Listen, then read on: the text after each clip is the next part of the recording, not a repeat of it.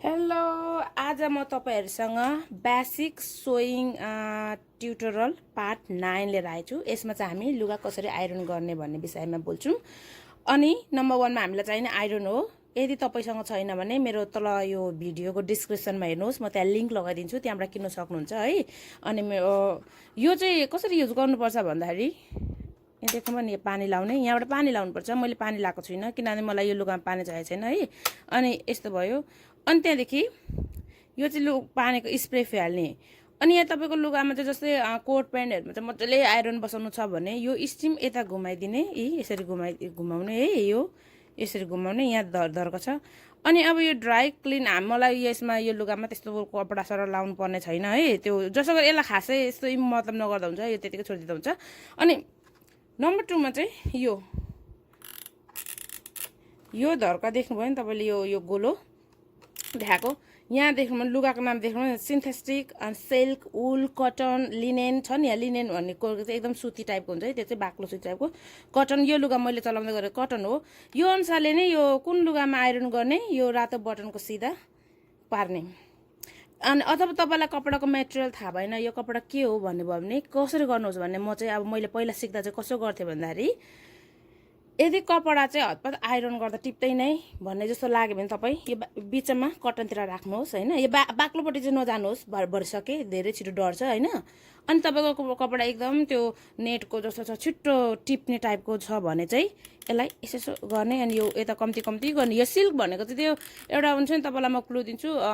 हाम्रो लेङ्गाहरु किन्दाखेरि एकदम लो क्वालिटीको चिप्लो पातला कपडा भित्र लगाइदिएको हुन्छ नि, तिनीहरु प्राय त्यो लाउँदाखेरि चाहिँ त्यसमा आइरन लाउनु पर्यो नि, यता लानुहोस्। अनि एकदम सिल्की हुन्छ नि, पातला टाइप साडीहरु जस्तो छ भने चाहिँ एकदम कम्ती गरेर गर्नुहोस् है। अनि तर यो मेरो चाहिँ कटन छ, त्यो भएर म कटनमा लाउँछु, मलाई मेटेरियल थाहा छ हैन। अनि सिल्क भनेको चाहिँ अलिकति पोलिस्टर टाइपको कपडा हो। मेरो हात झनै डढ्यो यहाँ। पोलिस्टर टाइपको कपडा है यो चाहिँ, सिल्क भनेको चाहिँ। अनि कटनमा मैले गए यहाँ रेडी बनाएँ है। अनि अब आइरन गर्दाखेरि नम्बर 1 मा यो अर्को कुरो, आइरन गर्दा जहिले पनि एउटा सानो यो नाइफ अथवा सानो एउटा कैँचीहरू लिएर बस्नु होला। किन भन्दा हामीले सिलाउँदाखेरि कति ठाउँमा धागोहरू छोडेको हुन्छ, आइरन गर्दा भेट्छौँ हामी त्यो धागो चाहिँ हामीले बिर्सेको छौँ। त्यो भएर म चाहिँ सधैँ एउटा चाहिँ यहाँ छेउमा राख्छु। अनि यो अब कुर्ती रह्यो, कुर्ती भयो। अब हामी कुर्तीमा कहाँदेखि चाहिँ आइरन गर्छौँ भन्दाखेरि म यो जिउको ठाडोमा जान्छु, यो बाहुलाको यो सिलाइमा जान्छु। कसो गर्छु भनेर यसलाई यसो गरेर यसलाई फ्ल्याट बनाउँछु। अनि यसलाई पनि देख्नुभयो नि, यसलाई यस्तो गर्छु, यसलाई बिचमा ल्याउँछु आइरन गर्नुलाई। देख्नु नि सिलाइ, छेउको सिलाइलाई मैले यस्तो गर्दै यहाँनिर। अनि अर्को कुरो चाहिँ हामीले आइरन गर्दाखेरि चाहिँ भरिसके लामो बाहुलाको लुगा लाउने है, किनभने कतिखेप हात डढ्छ हैन। मेरो त कतिखेप डढ्यो है। तर मलाई थाहा छ, तर अब सबै कुराहरू फर्मुला अब सबै सोचेको कुराहरू एप्लिकेबल हुँदैन नि त लाइफमा। त्यही भएर म पनि हाफ बाहुला लुगा लाएर गरिरहेको छु, तर म रिकमेन्ड चाहिँ फुल बाहुला लाएर गर्नुभयो भने चाहिँ हात डढ्दैन। अनि अब यसमा आइरन गर्छु म यसरी। अनि तपाईलाई आइरन कतिको तातो छ छैन भन्यो भने लुगाको छेउतिर पनि आइरन गर्न सक्नुहुन्छ है तपाईले ट्रेस गर्नुलाई। यहाँ देख्नुभयो नि, यही आएर च्याप्प बसे है, तलसम्म मैले गरेँ, टुङ्गे तल देख्नु नि, तलसम्म गरेँ। अनि आइरन गर्दा तपाईको टेबलमा सिधै नराखेर एउटा सानो सानो परेको टावलहरू राखेर गर्नुहोस् है त। अनि अर्कोपट्टि पनि म त्यसरी नै गर्छु आइरन। यहाँनिर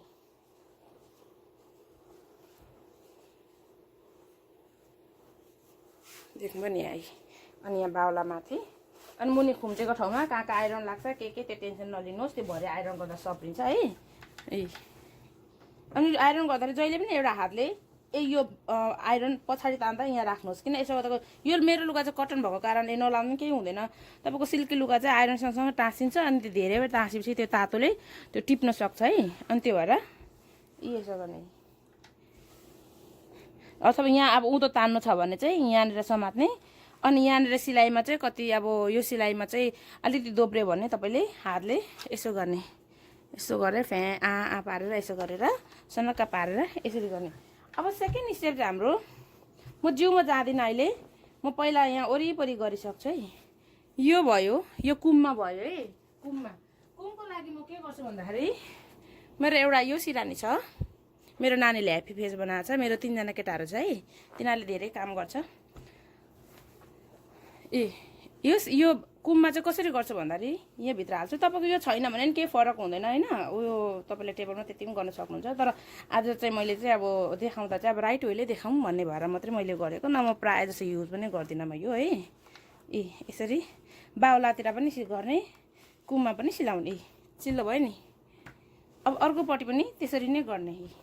यो मैले हार्ड सेप बनाएको कारण चाहिँ ठुलो जिउमा गरे पनि सजिलो, बाहुलातिर यो हाल्नु पनि सजिलो है। त्यो भएर यो मेरो आफ्नै डिजाइन हो।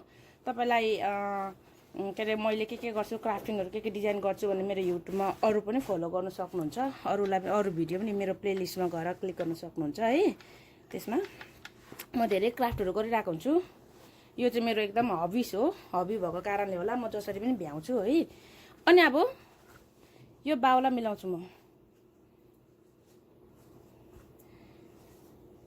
यो अघिको कुमलाई यस्तो गरेर पट्याउँछु अनि बाहुलामै। यो बाहुला चाहिँ कस्तो हुन्छ भन्दाखेरि यता मिलाउँदा सिधा पार्दा यता खुम्चिन्छ, यता सिधा पार्दा यता खुम्चिन्छ। अहिले अब तपाईँ कता आइरन गर्नुहुन्छ त्यही अनुसारले खुम्च्याउनुहोस्। यसरी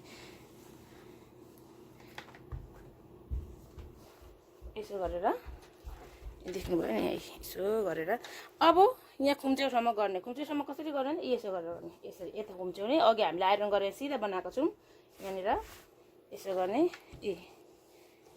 अब सँगसँगै म अघि हामीले आइरन यहाँ ठाडोमा सिलाएको गरेको थियौँ, चिल्लो बनाएको थियौँ। अब त्यसलाई यसो गर्छु, यसो गरेर अघि हामीले यहाँनिर मजाले आइरन गरेर चिल्लो बनाइसकेको छौँ। अब चाहिँ यसो गर्छु अनि यसलाई यसरी आइरन गर्ने है त।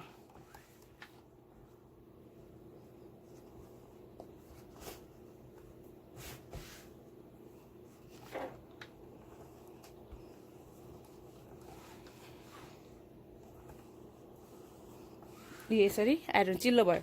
अब यो क्रिसमा जान्छु म यहाँ ट्याकिङमा कसरी गर्ने भन्दाखेरि यो बिचमा त अब सिधा भइगयो।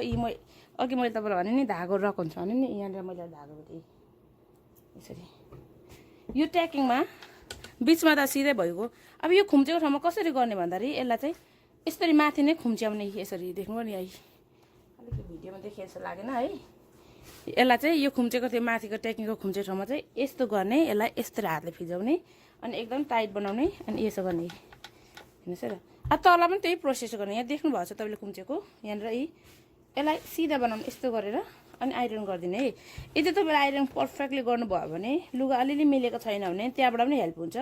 अथवा सबै अब लुगाहरू सिलाउँदाखेरि मिलेको छैन भने आइरनले नै सबै हेल्प हुन्छ भन्ने चाहिँ हुँदैन है। त्यो सपोर्ट चाहिँ हुन्छ। त्यो भएर पर्फेक्ट आइरन गर्न सिक्नुभयो भने राम्रो। अनि यो आइरन चाहिँ तपाईँको नयाँ कपडा मात्रै नभएर यदि तपाईँले घरकै लुगाहरू भयो होइन, आफ्नो अब हस्बेन्ड वाइफमा एकअर्कामा हेल्प गर्ने प्रोफेसनल लुगाहरू चाहिँ आइरन गर्नुलाई पनि सजिलो हुन्छ। किनभने मान्छेहरूले एउटा लुगालाई $4 $5 दिएर आइरन गराउनु सर्भिस गराउँछ। अनि $4-5 भनेको चाहिँ मेरो लागि चाहिँ सानो होइन है। त्यो भएर म चाहिँ अब आइरनहरू गर्दा प्रायः जस्तो केही सर्भिसहरू पनि आफै नै गर्छु है। पैसा नपुग्नु भन्दाखेरि पनि अब भनौँ आफैले गरेको ठिक लाग्छ मलाई चाहिँ। त्यही भएर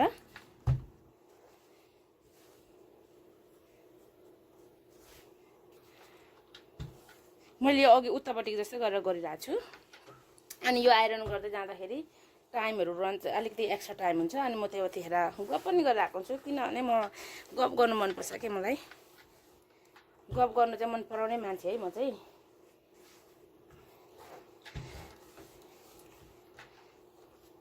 अब यहाँनिर यसो गर्नु। तर यो बाहुलाको मुनि चाहिँ पर्फेक्टली भएन भने त्यस्तो फरक पर्दैन। तर तपाईँको जिउमा यो बिचको ट्याकिङमा यो माथि बाहुलातिर चाहिँ एकदम फरक पर्छ। अनि यो ट्याकिङमा अघि हामीले आइरन गरेको अर्को साइडको ट्याकिङ हो यो साइडको।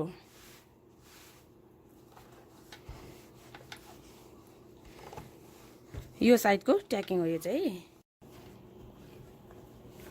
अब हामीले बाहुलाको अगाडि मात्रै आइरन गरेको थियौँ, पछाडि गरेको थिएनौँ है। अब चाहिँ हामी पछाडि गर्छौँ यसरी।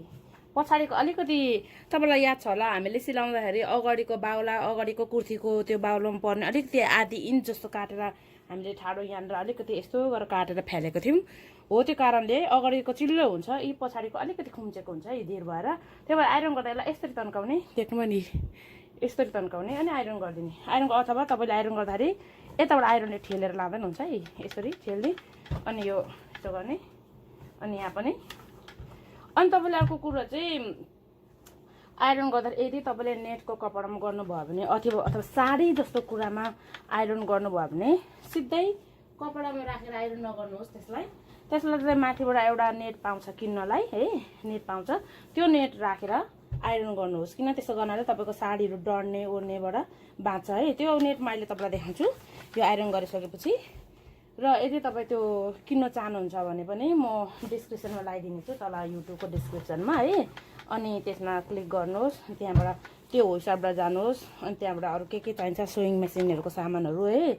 त्यसरी नै तपाईँले अथवा यो भिडियोमा तपाईँले भेट्नु भएन भने पनि मैले अरू यही बेसिक सोइङ ट्युटोरियल भिडियोतिरै लगाएको हुन्छु है, अरू ठाउँमा पनि लगाएको हुन्छु। यी हाम्रो कुर्ती बन्ने यी गलामा पनि मैले आइरन गरिसकेँ। यसो गरेर गला यस्तो देखिएको छ है। म चाहिँ पछाडि चाहिँ यो चाहिँ मैले मेरै लागि बनाएको हो, किन मेरो एउटा छुप्पा थियो, त्यो कहिले लाइन, म आफै बनाएको छुप्पा थियो है। त्यो छुप्पा लाउनु टाइम पनि आएन, अनि मलाई त्यही भएर बरु कुर्ती बनाउनु पर्यो भनेर बनाएको है। यसरी पछाडि गरेर गला उयो बनाएँ।